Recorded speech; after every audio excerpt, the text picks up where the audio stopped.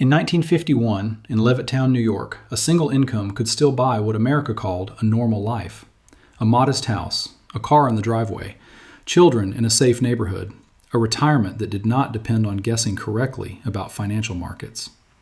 That world was never perfect, and it was never open to everyone equally, but it was real enough that millions of families could feel the bargain beneath it. Work hard, stay disciplined, build slowly, and the system, however imperfectly, would still convert effort into stability. That is the memory Americans still carry, and that memory is now hiding the real story. Most people think the middle class is collapsing because families became reckless, because workers made bad choices, because people borrowed too much, studied the wrong thing, moved to the wrong city, or failed to adapt. Washington prefers that version. It keeps the blame small, personal, manageable. But the real story is larger than behavior and darker than misfortune. The American middle class is not collapsing because millions of individuals suddenly forgot how to live responsibly. It is collapsing because the structure that once made middle-class life possible has been systematically re-engineered, and Washington is now far more committed to managing that collapse than reversing it. The real question is not whether the middle class is in trouble. The real question is why the system now seems to need that trouble in order to keep everything else looking stable. That inversion has to be accepted first, or nothing else in this story will make sense. The middle class did not simply weaken inside an otherwise healthy economy. The economy changed its priorities. It stopped organizing itself around broad wage growth, affordable ownership, and industrial depth. It reorganized itself around asset prices, debt maintenance, reserve currency power, and the political management of decline. That kind of change does not always announce itself in one law, one president, or one recession. It appears in quieter ways first. Homes drifting out of reach, medical care becoming optional for people who need it, two incomes struggling to preserve what one income used to provide, children inheriting more volatility than security.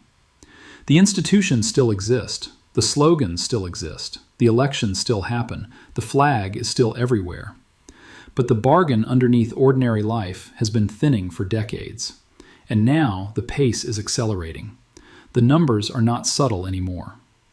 In 1971, 61% of Americans lived in middle-class households. By 2023, that had fallen to 51%. In 1970, middle-income households earned 62% of total U.S. household income. By 2022, that share had fallen to 43%.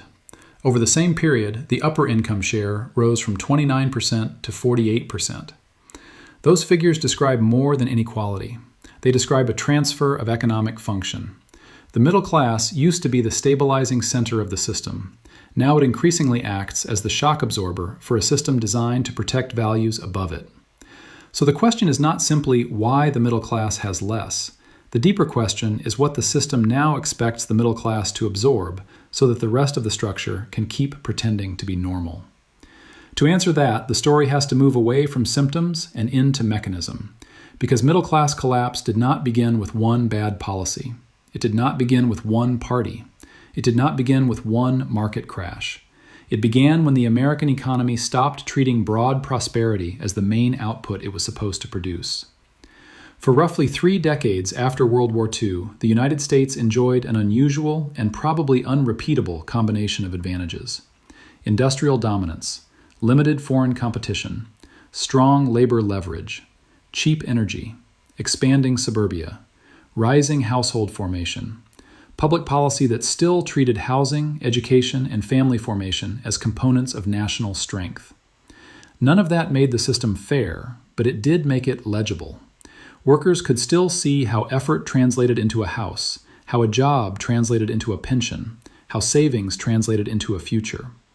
The middle class was not just an income category, it was an operating model. It was the place where work became ownership, and ownership became stability. That is the mechanism that broke. And this is the part most people miss. When a middle class begins to weaken, the damage usually does not start where politicians point first. It starts in the conversion process. It starts when wages no longer buy the same degree of permanence. It starts when a paycheck stops functioning like a bridge to ownership and starts functioning like a temporary permit to remain solvent. It starts when the economy still produces growth in aggregate, but that growth no longer arrives in forms ordinary households can store. The composition of wealth reveals that shift very clearly. Research from the Richmond Fed shows that middle wealth households remain concentrated in real estate, vehicles, and cash-like holdings, while top wealth households hold much larger shares of their balance sheets in stocks, private business, and other scalable assets. That matters because once an economy becomes more dependent on asset inflation than wage growth, the people whose wealth lives in financial assets experience expansion, while the people whose wealth lives in homes bought at stretched prices, vehicles that depreciate, and labor income experience compression. The same system can look prosperous from the top and punishing from the center because it is distributing gains through entirely different channels. Once that distinction becomes clear, the historical pattern becomes harder to ignore. Prestige economies often defend the symbols of strength long after the social foundation of that strength has started to erode. Britain did this in the 1920s. In 1925, Winston Churchill returned Britain to the gold standard at the old pre-war parity. On paper, it looked like discipline. It looked like seriousness. It looked like imperial confidence restored. But Keynes saw the hidden cost almost immediately. Britain was forcing an overvalued currency onto an economy that no longer had the industrial position to support it. In his critique, he argued that the policy shifted losses onto labor and production while preserving financial prestige. The pound looked honorable. The workers carrying it did not benefit from that honor. That is the recurring trap of great powers in transition. They defend the currency image, the financial architecture, and the prestige of the system, even when doing so deepens the burden on the people who actually produce. The American version of that trap is different in form, but not in structure. The United States no longer defends the dollar through gold convertibility. It defends it through reserve currency centrality, treasury market depth, geopolitical reach, and the fact that the rest of the world still needs dollar liquidity. That arrangement gives Washington privileges other countries do not have. It allows chronic deficits to be financed more easily. It allows the United States to import more than it exports for long stretches. It allows debt expansion to continue far beyond what would cripple smaller economies. But the privilege has a domestic cost that is almost never explained honestly.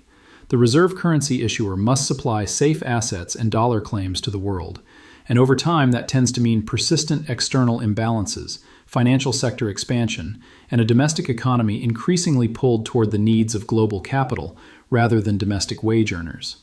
The IMF's summary of the Triffin problem captured the burden with unusual clarity. Providing reserves and exchanges for the whole world is too much for one country and one currency to bear. That is not just a technical monetary idea.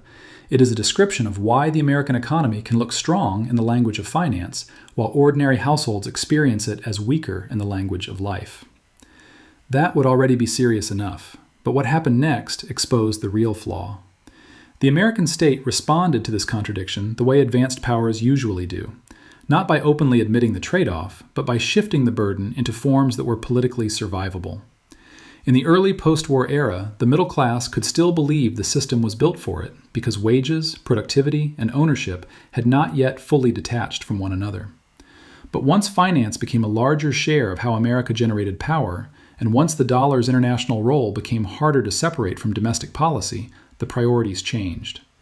Washington did not gather in a room and vote to abolish the middle class. It did something more realistic and more damaging. It allowed the institutions that once protected middle-class life to decay, while using credit expansion, asset support, and softer political language to conceal the cost. The public was not told that the bargain had ended. It was told to keep participating as if it had not. This is where the story moves from broad structure to visible acceleration. In June 1979, manufacturing employment in the United States reached 19.6 million. By June 2019, it had fallen to 12.8 million, a loss of 6.7 million jobs. Manufacturing's share of non-farm employment fell from 22% to 9%. That is not just a labor statistic. It is a map of what happened to the infrastructure of broad-based stability.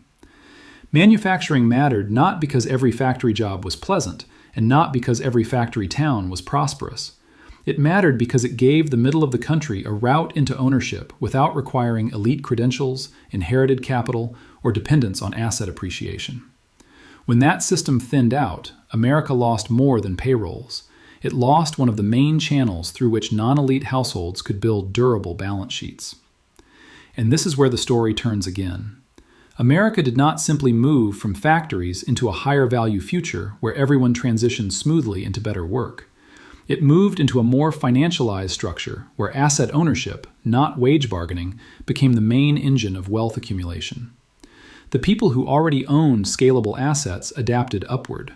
The people whose lives still depended mainly on wages entered a different economy without ever being told that the rules had changed. That is why the public conversation became so strangely detached from lived experience. Official growth could remain positive while households felt poorer. Market indexes could rise while family formation stalled.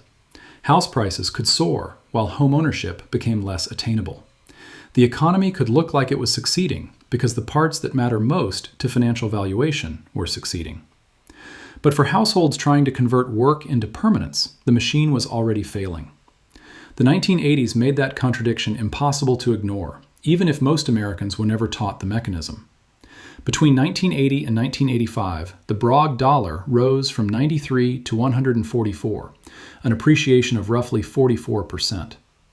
America's trade deficit reached $112 billion in 1984 and $122 billion in 1985.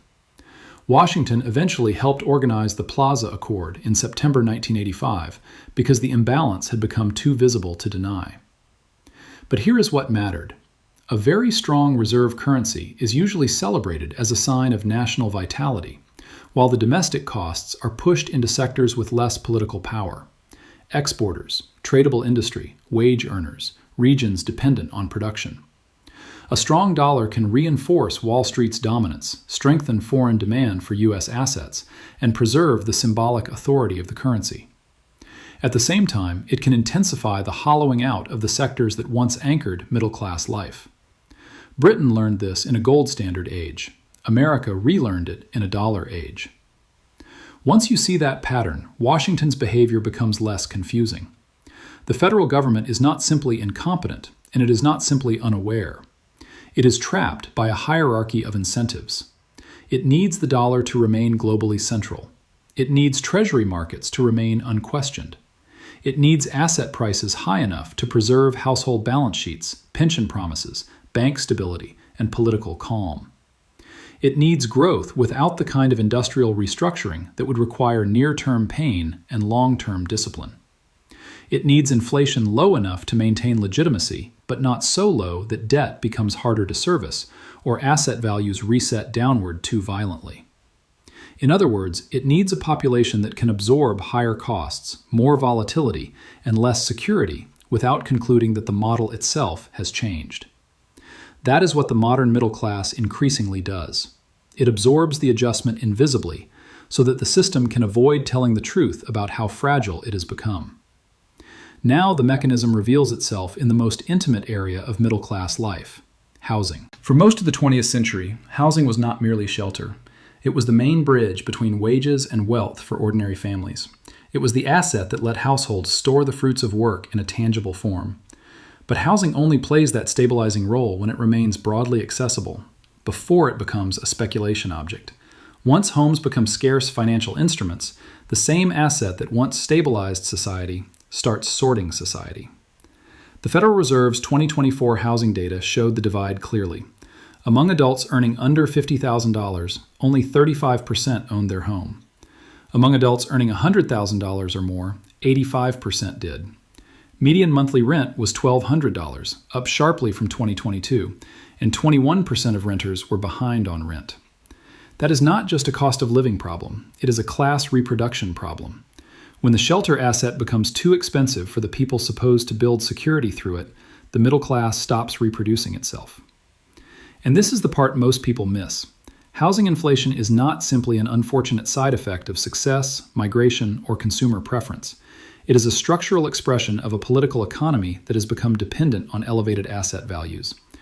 Rising home prices are treated as proof of strength because they support local tax bases, bank collateral, household net worth, and political satisfaction among those who already own. But for those trying to enter, high prices mean delayed adulthood, thinner savings, greater debt dependence, and a much more fragile household future. The asset that once made the middle class becomes the barrier that filters it. That is why younger households often feel as if they are being asked to buy back, at asset market prices, what their parents accessed through wages. They are not imagining it. They are living inside the transition from a wage-supported middle class to an asset-gated one. The same pattern appears in the composition of wealth. The Federal Reserve has shown that the top 1% holds 57% of corporate equities and private business wealth. Those are precisely the assets that benefited most from a multi-decade environment of falling rates, globalization, financial innovation, and policy support during crises. Middle households, by contrast, remained more exposed to the parts of the balance sheet that do not compound the same way. Wages, housing bought at increasingly distorted entry prices, vehicles that depreciate, and savings vulnerable to inflation. So when Washington responds to weakness by stabilizing financial conditions, supporting liquidity, or preventing market resets, the upper balance sheet tends to recover first. The middle balance sheet recovers last, if at all, because it does not sit where policy transmission is strongest. That is why so many Americans hear that the economy is resilient and feel, correctly, that the statement has almost nothing to do with the economy they actually inhabit. That disconnect has now become measurable in daily strain.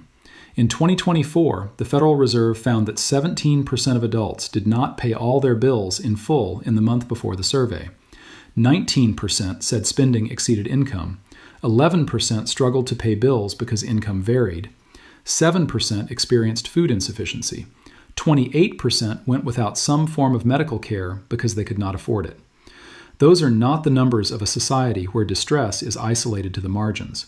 Those are the numbers of a society where ordinary households are already being rationed by cost inside a supposedly advanced economy.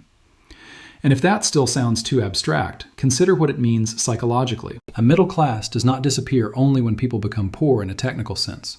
It disappears when millions of people can no longer rely on normal participation to produce normal safety. Brookings reached a similar conclusion from another angle.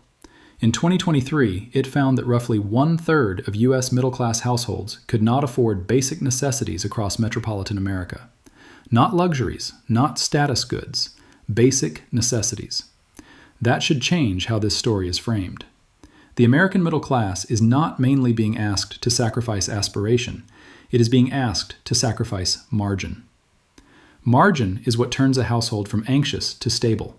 Margin is what lets a family survive a job loss, a medical bill, a car repair, a rent increase, or a temporary recession without permanent damage. Once margin disappears, the language of middle class can remain, while the material reality underneath it has already shifted into managed insecurity.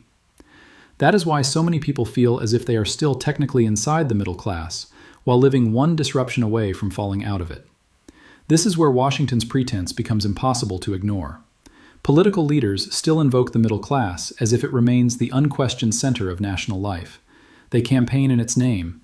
They announce tax credits, subsidies, targeted relief, and affordability packages around it. They speak as if the task were to help the middle class recover from a temporary setback.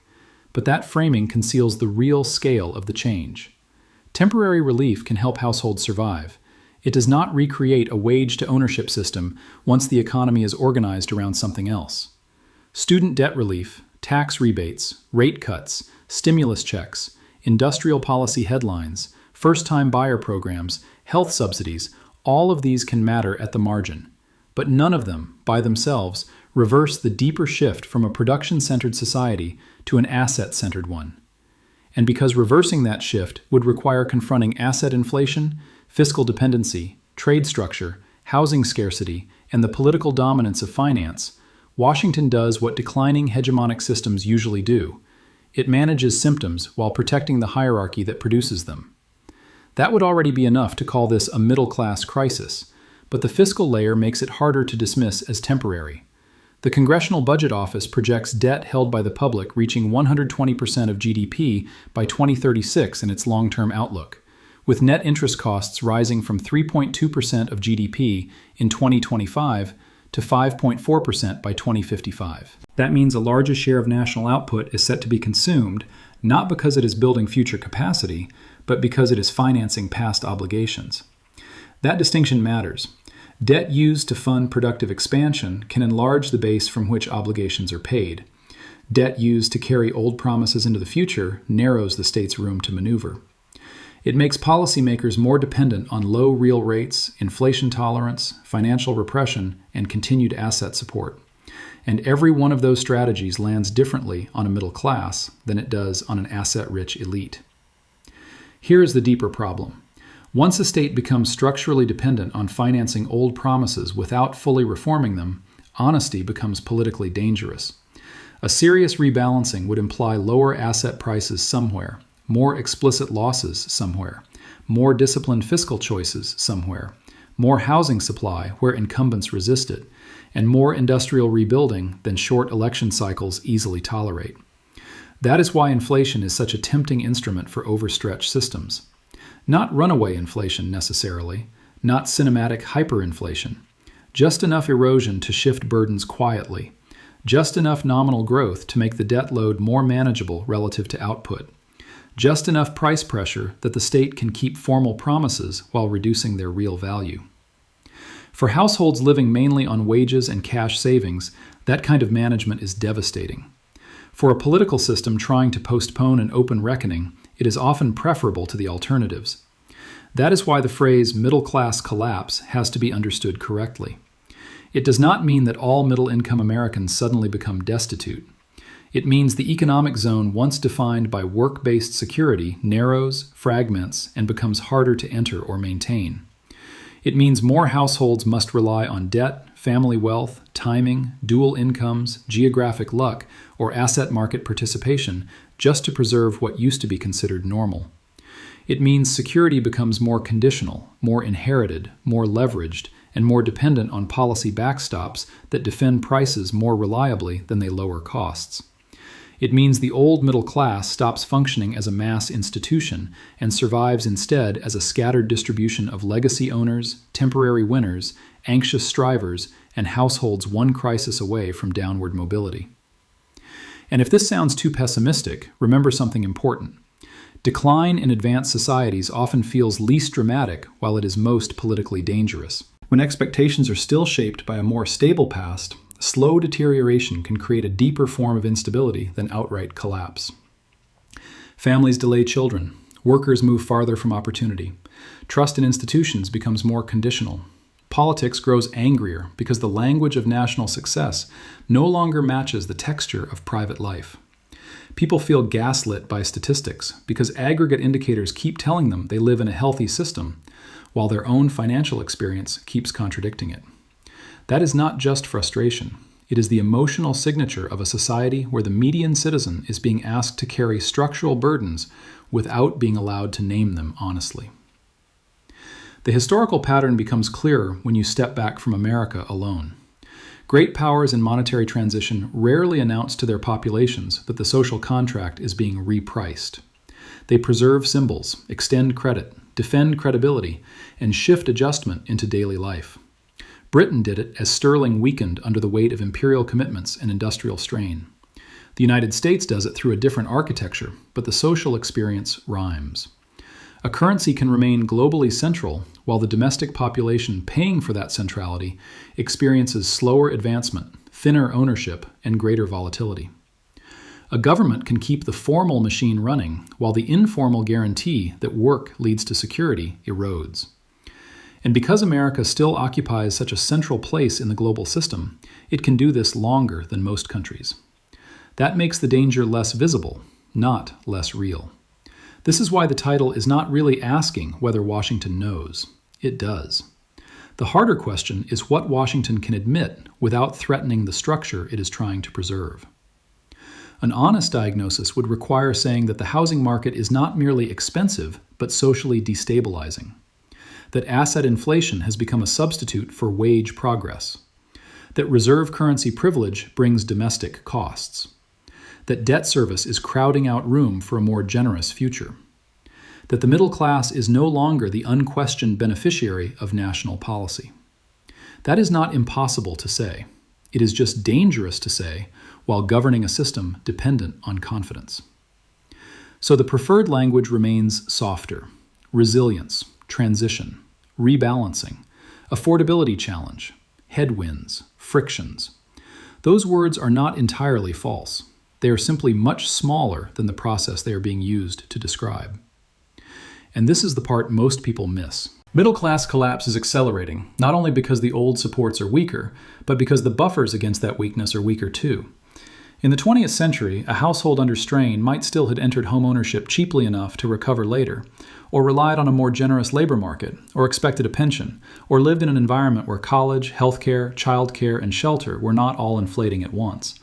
Today, the modern middle-class household faces pressure on multiple fronts simultaneously. Shelter is expensive, medical care is expensive, education is expensive, childcare is expensive, insurance is expensive, and the work available to absorb those costs is more unevenly rewarded than the work that built the old middle class. When every basic input to stable life becomes harder to secure at the same time, decline does not feel like a dramatic fall. It feels like an endless narrowing of options. That narrowing changes even the meaning of responsibility. In a healthy middle-class order, responsibility builds resilience. In a declining one, responsibility often just means better individual management of structural scarcity. The disciplined household still budgets, still saves, still plans, still works, but it does all of that inside a machine that extracts more of every success just to preserve the same standard. That is why so much financial advice now feels insulting to ordinary people. Not because discipline is worthless, it is not, but because advice built for a system of expanding margin is now being delivered inside a system of contracting margin.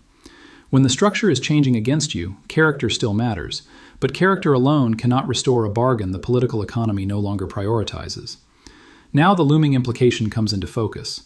If the middle class is not merely under temporary stress but being structurally thinned, then the future of American stability depends on whether the system can still convert national wealth into widely distributed permanence. At the moment, that answer looks weaker every year. Productivity may continue, innovation may continue, market wealth may continue, but if the primary gains keep arriving in assets already concentrated at the top, while the costs that define ordinary life keep rising faster than the wage security machinery that once offset them, then the country can remain rich in aggregate while becoming brittle in composition. That brittleness is dangerous because advanced systems rely on one central belief, that normal participation will still be rewarded over time. Once enough households stop believing that, not because of ideology, but because of lived math, the legitimacy problem becomes much larger than affordability alone. So the real question beneath the title is no longer whether a few indicators are flashing red. It is whether the United States still has a middle-class operating system at all, or whether it is now running a different model under the old branding. A real middle-class system is one where work can still become ownership without requiring luck in asset markets, inherited capital, or geographic privilege. It is one where housing stabilizes families instead of sorting them. It is one where public policy treats broad security as a national strength rather than a side effect of rising market values. It is one where the state does not need households to silently absorb inflation, debt service, and scarcity just to keep the surface of the machine calm. If that definition feels distant, it is because the collapse is not a forecast anymore. It is a process already underway. And now the final reframing, the one Washington would rather avoid. The middle class is not disappearing because America became too weak to support it. The middle class is disappearing because America chose, incrementally and often quietly, to support other things first. It chose asset stability over cost stability. It chose financial centrality over productive balance. It chose managed debt over structural reform. It chose to defend the symbols of strength, even while the social foundation of that strength thinned underneath them. That is why the collapse feels so hard to name from the inside. Nothing has visibly ended. The roads still work, the markets still open, the speeches still sound patriotic. But the old bargain has been repriced, and millions of households are already living inside the invoice. That is the title's real promise. Middle-class collapse is accelerating because the pressures are no longer arriving one at a time. They are arriving together. Housing, healthcare, education, debt service, family formation, wage insecurity, and asset exclusion are now compounding against the same households at the same time. And Washington pretends it is not happening because admitting the truth would mean admitting that the system now protects financial stability more reliably than social stability. That is the perspective shift. This is not a temporary affordability slump inside a healthy order. It is a structural repricing of ordinary American life. If this helped you see the machinery more clearly, subscribe. Not for reassurance, for context. Because the most dangerous stage of decline is not the moment everything breaks. It is the period when the structure has already changed, the pressure is already accelerating, and the people in charge are still describing the breakdown as if it were a passing inconvenience. And once you see that, the real question is no longer whether the middle class is collapsing. It is, what kind of country emerges when the class that once anchored American stability is no longer the priority the system is built to protect?